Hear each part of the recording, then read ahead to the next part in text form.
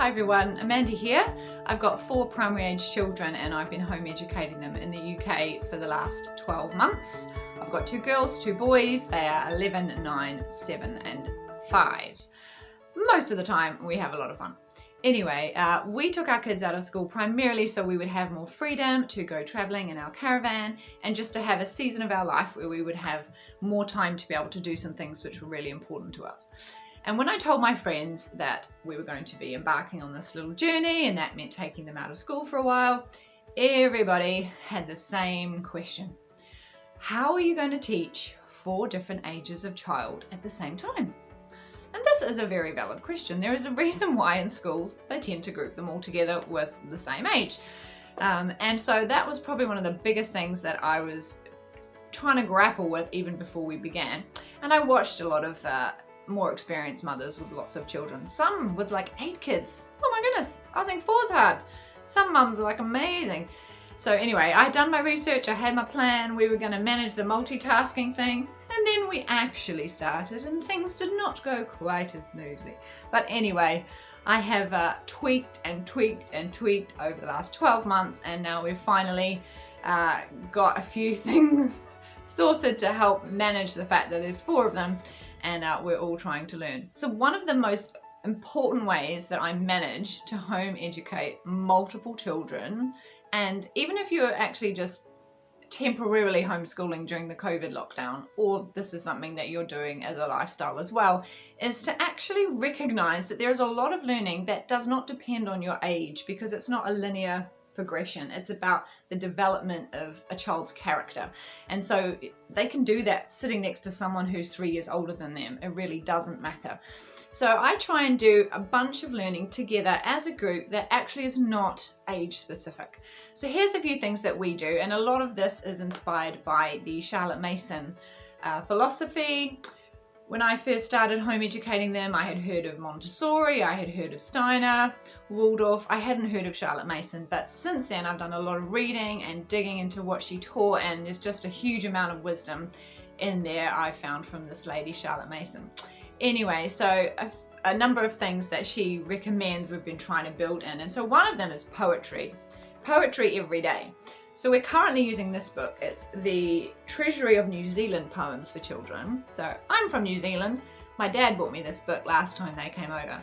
And so I will just literally over breakfast take a poem and read it to them.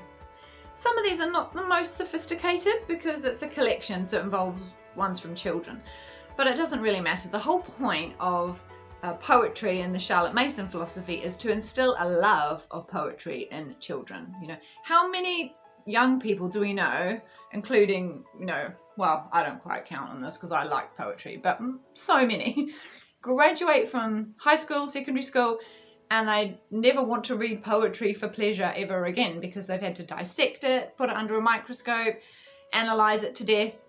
The way that we do poetry, the Charlotte Mason way, is to simply read it every day, to become familiar with the language of poetry and to learn to appreciate it. And if you do that on a regular basis and study different poets, a wide variety, over time you just begin to appreciate that modem of poetry. So we do that over breakfast every morning. Use this little book, Aesop's Fables. I got this years ago. My children love Aesop's Fables. And there's 300 in here, but anyway, I just slowly work my way through it and I'll just read it, show them the picture, we'll chat about it. If there's a clear moral, we'll talk about it and go, well, what do you think? Do you think that's right? Do you think that's true? Do you think that's a fair point to make? And so this is just a good bit of discussion as well as being some good literature. Sometimes they say, can we act it out? And if I'm feeling really like flexible, then I'll say, yeah, okay, let's act this out, and it normally is mayhem. The other thing we do over breakfast is we read this book, The Story of the World. I'm gonna do a whole video on history. It's gonna be a rant, I'm warning you now.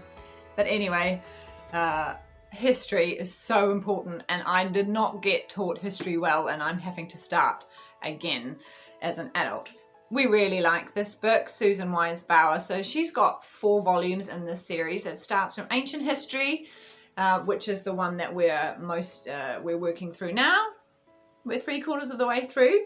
There's about 45, I think, chapters in here, and each one is subdivided into another couple as well. And it goes all over the world, you know, from China to South America, Greece, and they're really short. It will take less than 5 minutes to read one of these. But because we're all starting from scratch really with understanding the big story of history, I thought they can all learn this together. They can do it all together, and they're all capable. Even my 5-year-old is capable of grasping what's in here, and I'm amazed at what he remembers. And what I try and do, and this is a Charlotte Mason approach, is to get the children to narrate back to me in their own words what we've read about. So I will read a chapter, and then I will ask 1 or 2 of them, now can you tell me that story in your own words? I might quiz 1 or 2 of the other kids on a few of the points just to check they comprehended it. But normally that whole process is 5 to 10 minutes, and we do that as a group while we're having breakfast. So that's a group learning tick.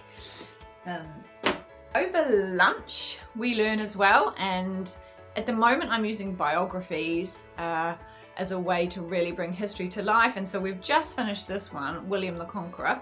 That took me 2 weeks to read over lunch, so I did a chapter a day over lunch. This one's great because at the end there's some really cool quiz questions. I thought they were hilarious.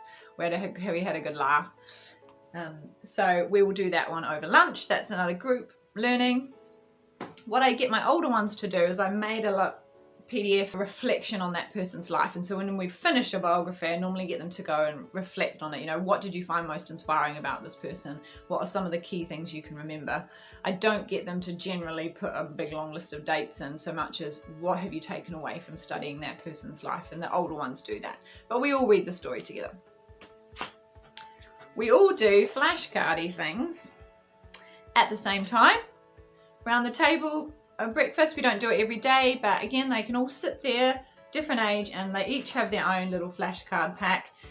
Currently they've got a different map that they're studying, and then a different verse of scripture. This is 1 Corinthians, all about love. I thought we needed to really focus on love and being patient and kind at the moment. So we do that for 5 minutes all together at the same time. Something else we do over breakfast is some language study. So my older 3 all actually do Latin and Spanish.